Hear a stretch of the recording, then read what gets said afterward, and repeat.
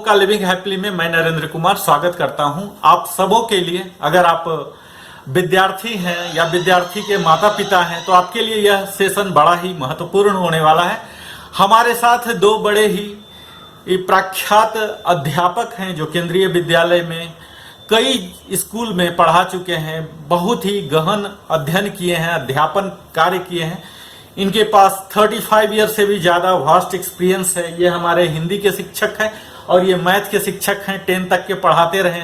तो आज मैं इनसे गुजारिश करूंगा कि हमारे बच्चों के लिए इस स्पेशली कोरोना काल में जहां की रेगुलर क्लासेस नहीं हो रहे, बच्चे क्या करें ताकि उन क्षति पूर्ति कर सके, कैसे पढ़ाई करें, गाइड से मदद लें, टेक्स्ट बुक से लें या ट्यूशन करें, कोचिंग करें या सेल्फ लर्निंग की कौन सी विधा को अपनाएं जिससे कि उन्हें फायदा हो सके, परीक्षा में बेहतर अंक प्राप्त कर सके और आगे की कंपटीशन में भी सर्वोच्च स्थान स्थापित कर सके। तो सर आप टिप्स दीजिए सर। ओके सर, धन्यवाद सर ये अवसर देने के लिए। मैं मनीराम टीजीटी हिंदी शिक्षक और 30 वर्षों की सेवा के बाद मैं अगस्त 2020 में सेवानिवृत्त हुआ। तो जैसा सर ने प्रश्न किया है कि इस महामारी में जो है किस प्रकार से बच्चे लाभान्वित हों और उनके शिक्षण और उनकी जो पद्धति है, शिक्षण की पद्धति जैसा विद्यालय में होती रही है तो वो तो संभव नहीं है, किंतु कोई ना कोई समाधान हमें ढूंढना है। जैसे सरकार ने और सभी विभागों ने हमें जो है ऑनलाइन टीचिंग का अवसर दिया है, तो इसमें भी कई तरह की समस्याएं तो श्रीमान जी आती हैं। कुछ बच्चों के पास जो है उस तरह का मोबाइल फ़ोन नहीं है, एंड्रॉयड फ़ोन नहीं है। कुछ बच्चे गांव में रहते हैं, सुदूर क्षेत्रों में रहते हैं जहां पर इंटरनेट की सुविधा नहीं है, लैपटॉप नहीं है। बहुत तरह की समस्याओं का सामना तो बच्चों को और उनके अभिभावक लोगों को भी करना पड़ रहा है। लेकिन क्या किया जाए, बच्चों की शिक्षा जो है अनवरत जारी रहे और उनका भविष्य जो है उज्जवल हो, उनका 1 साल का समय जो है बर्बाद ना हो, उसको ध्यान में रखते हुए हम लोग जो है ऑनलाइन टीचिंग का काम करते आ रहे हैं। हमारे जो अध्यापक लोग हैं तो वो करते आ रहे हैं। अब छात्रों को चाहिए कि जो भी 40 मिनट्स या 1 आवर का टाइम ऑनलाइन टीचिंग में मिल रहा है उसका वो सही ढंग से पालन करें, ध्यान से सुने।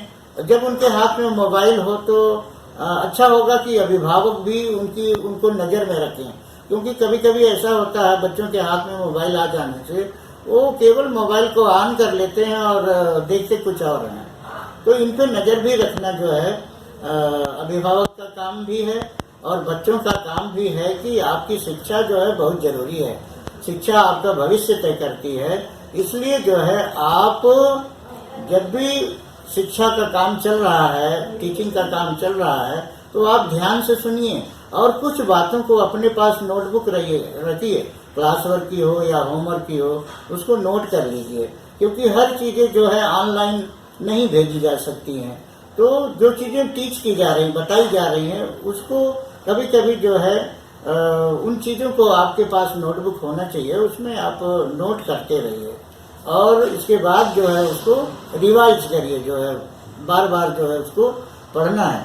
लेकिन केवल मोबाइल के द्वारा ही शिक्षण जो है वो संभव नहीं है, उसका पूरा लाभ जो है आपको नहीं मिल पाएगा और उसमें बहुत सारे डिस्टर्बेंस भी हो जाता है। कभी नेट चला जाता है, कभी लाइट चली जाती है, तो अनेक तरह की समस्याओं का सामना करना पड़ता है।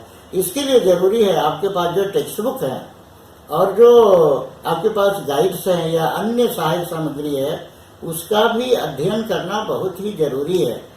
तो निश्चित रूप से जो है, और समस्या अगर कहीं आपको आती है, जिस पाठ में भी जिस पॉइंट पर समस्या आती है, समझ में नहीं आया, आप उसको रेखांकित कीजिए, अंडरलाइन कीजिए और उसके बाद जो है अगले जब पीरियड हो टीचर का तो उसमें अपनी बातों को रखिए, अच्छी तरह से रखिए।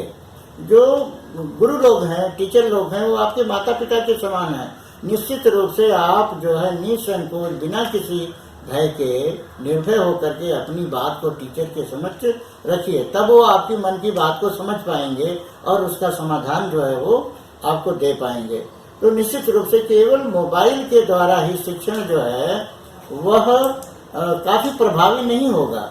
इसलिए अगर आपको प्रभावी शिक्षण चाहिए तो निश्चित रूप से आपके पास जो टेक्स्ट बुक है, जो आपके पास सहायक सामग्री है, जो आपके पास अभिभावक हैं, उनसे जो है आप सहायता लीजिए और समय का जो है सदुपयोग करिए। केवल जो है खेलने कूदने में या मनोरंजन में ही अपने समय को बर्बाद मत कीजिए।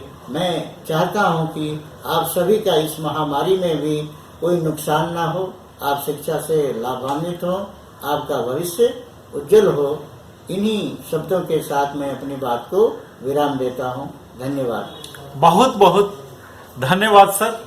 मुझे उम्मीद है हमारे जैसे पेरेंट्स अपने बच्चे को अब बेहतर ध्यान दे पाएंगे आपकी टिप्स को लेकर, और बच्चे अगर देख रहे हो तो बच्चे भी इससे जरूर लाभान्वित होंगे। बहुत बहुत धन्यवाद सर। धन्यवाद सर।